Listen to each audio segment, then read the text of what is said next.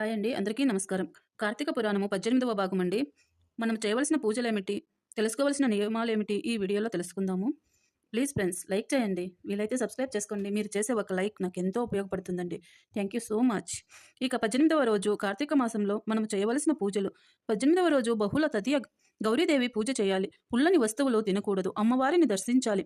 పులిహోర, అట్లు, బెల్లం దానం చేయాలి. అఖండ సౌభాగ్యం లభిస్తుంది.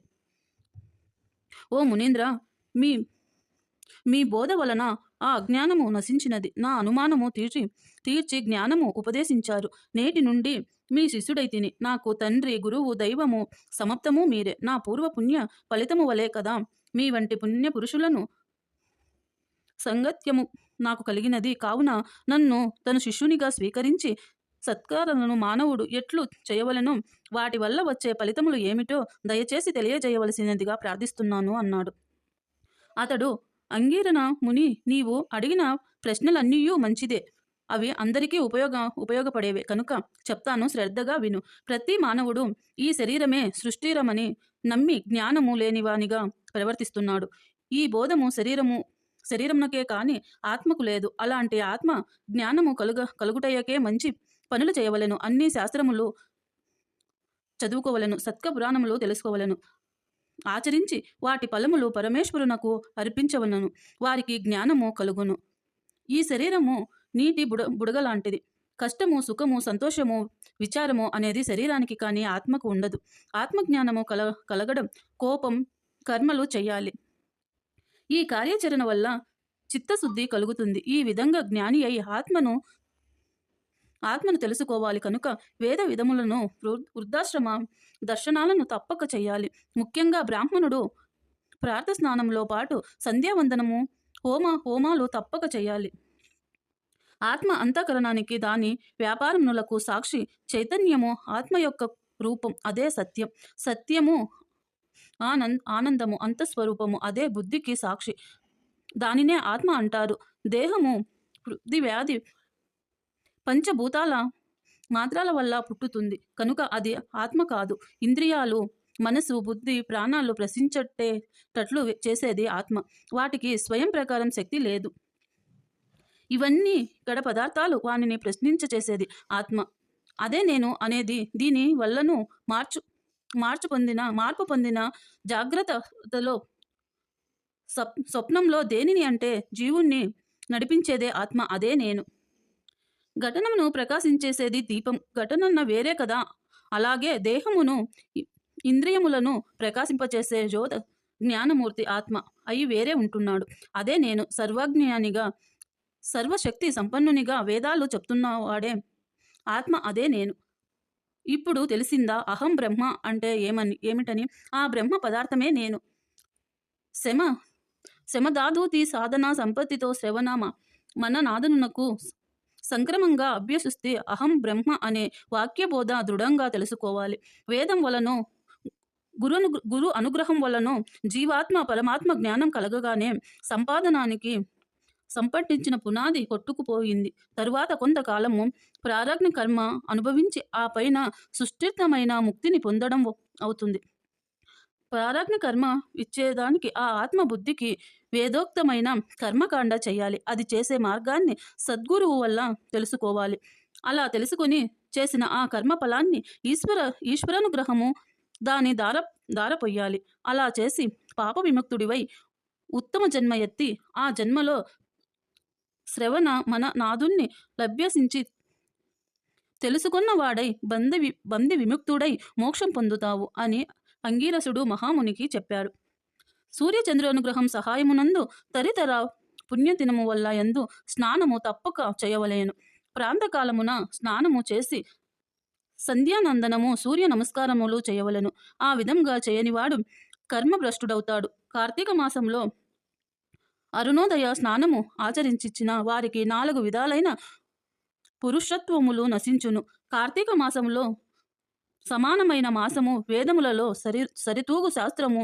గంగా, గోదావరి నదులకు సమాన తీర్థములు. భార్యతో సరితూగు సుఖము. ధర్మముతో సమానమైన మిత్రుడు, శ్రీహరితో సమానమైన దేవుడు లేడని తెలుసుకోవాలి. ఈ విధముగా కార్తీక మాసంలో చేసిన వారు 1,000,000 యాగములు చేసిన ఫలమును పొంది వైకుంఠమునకు వెళ్ళెదరు అని అంగీరసుడు చెప్పగా విని మరల ఇట్లు ప్రశ్నించాడు. ఓ మునీశ్వర, చతుర్యాశ వ్రతమని చెప్పారు కదా, ఆ వ్రతం ఎందుకు చేయాలి?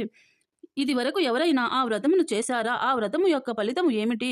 ఏ విధంగా చేయాలి? వివరంగా తెలియజేయమని కోరాడు. అందుకు అంగీరసుడు ఇట్లు చెప్పుచున్నాడు.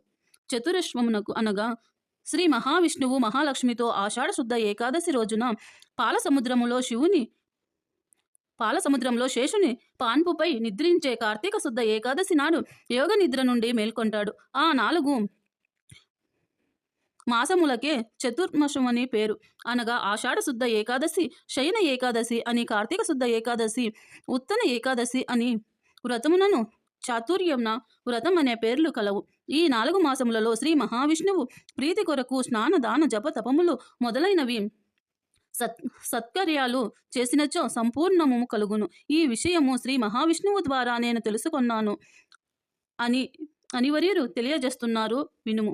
పూర్వము కృతయుగంలో వైకుంఠమునందు గరుడ గంధర్వ్యాది దేవతల చేత వేదముల చేత సేవింపబడుచున్న శ్రీ మర్నారాయణుని వద్దకు నారద మహర్షి వచ్చి పద్మనేత్రునకు 4 చేతులు కలవాడను, 1,000,000 సూర్య ప్రకాశమునతో ప్రకాశించేటి శ్రీమన్నారాయణునకు నమస్కరించి నిలబడి ఉండగా అంతట శ్రీహరి నారదుని చూసి ఏమియూ తెలియని వాని వలె చిరునవ్వుతో, నారద, నీవు క్షేమవే కదా? త్రిలోక సంచారివైన నీకు తెలియని విషయాలు ఏమీ ఉండవు. మహామునుల యొక్క కార్యక్రమములు ఎలాంటి విఘ్నములు లేకుండా సాగుచున్నాయా? మానవులందరూ వారికి విధించబడిన ధర్మములకు క్రమము తప్పక చేయుచున్నారా? ప్రపంచము ఏ అరిష్టనములు లేకుండా ఉన్నది కదా అని అడిగాడు. అంతట నారదుడు శ్రీ మహావిష్ణువునకు లక్ష్మీదేవినకు నమస్కరించి, ఓ దేవా, ఈ ప్రపంచంలో నీకు తెలియనిది ఏమైనను ఏమీ లేదు. అయినా నన్ను చెప్పమని అడిగారు కనుక చెబుతున్నాను, వినండి. ప్రపంచంలో కొందరు మనుష్యులు, మునులు కూడా తమకు విధించిన కర్మములను సరిగ్గా చేయడము లేదు. వారు ఎట్టు విముక్తులు కాగలరో నాకు తెలియడము లేదు. కొందరు తినకూడని పదార్థములు తింటున్నారు. కొందరు పుణ్యవ్రతములు చేయుచు అవి పూర్తి కాక మునుపే మధ్యలో మానివేస్తున్నారు. మరికొందరు సదాచారులుగా, ఇంకొందరు అహంకారులుగా, పరినిధి ఎన్నులుగా జీవితాన్ని గడుపుచున్నారు. అట్టి వారిని దయతో పుణ్యాత్ములుగా మార్చి వారిని రక్షించమని ప్రార్థించాడు. ఆ మాటలు విన్న శ్రీమన్నారాయణుడు కలవరపడి లక్ష్మీదేవితో గరుడ గంధర్వ్యాది దేవతలతో కలిసి మహర్షులను భూలోకానికి ముసలి బ్రాహ్మణుడు రూపంలో వచ్చి ఒంటరిగా నిలుచుచున్నాడు. ప్రపంచమంతయు తన దయాదృష్టితో చూసి రక్షించుచున్న దామోదరుడు ప్రాణాల భక్తి శ్రద్ధలను పరీక్షించుచున్నాడు. పుణ్యాశ్రమములు తిరుగుచున్నాడు. ఈ విధముగా తిరుగుచున్న భగవంతుని చూసి కొందరు ముసలివాడిని ఎగతాళి చేయచుండిరి. కొందరు ఆ ముసలివానితో మనకేమి పని అని ఊరుకుండిరి. మరికొందరు గర్యుష్ఠులు కాగా మరికొందరు కుమారులై శ్రీహరిని కన్ను ఎత్తి అయినా చూడకుండా ఊరుకొండిరి. వీరందరి స్థితిగతులను చూసిన శ్రీహరి వీటిని ఎట్లు తరింపచేయవలెనో అని ఆలోచిస్తూ ముసలి బ్రాహ్మణ రూపమునకు వదిలి శంకుచక్ర గద పద్మ క్రౌశంబం వనమాల మొదలైన అలంకారములతో నిజ రూపములను ధరించి లక్ష్మీదేవి గరుడ గంధర్వ్యార దేవతలతో భక్తులతో మునిజన ప్రీతికరములకు నైమిష్యరమునకు బయలుదేరాడు. ఆ వనమందు తపస్సు చేసుకునుచా ముని పుంగవులు ఆశ్చర్యంతో స్వయముగా తమ ఆశ్రమమునకు వచ్చిన శ్రీమన్నారాయణుని దర్శించి భక్తి శ్రద్ధలతో నమస్కరించి లక్ష్మీనారాయణునకు ఈ విధంగా స్తోత్రము చేశారు. శాంతకరం భుజంగం శమనం పద్మనాభం సురేశం విశ్వకార్యం గగత్నప్తం మేఘవం శంభోగం లక్ష్మీకాంతం కమలనయనం యోగిహృద్యంగం వందే విష్ణుం భవభయంకరం సర్వలోకైనాథం. శ్లోకం. లక్ష్మీ క్షీరసముద్రతార తనయం శ్రీరంగనామేశ్వరం దాసీభూత సమప్త దేవావనితం లోకైది శంకురం శ్రీమన్యత కటాక్షంబం విధిహృత్యేత్వా గంగాధరం త్యాం శ్రైలోక్య కుటుంబినిం పరశీలం వందే ముకుంద ప్రియం. స్కంద పురాణం అండి 18వ భాగం పూర్తి అయింది.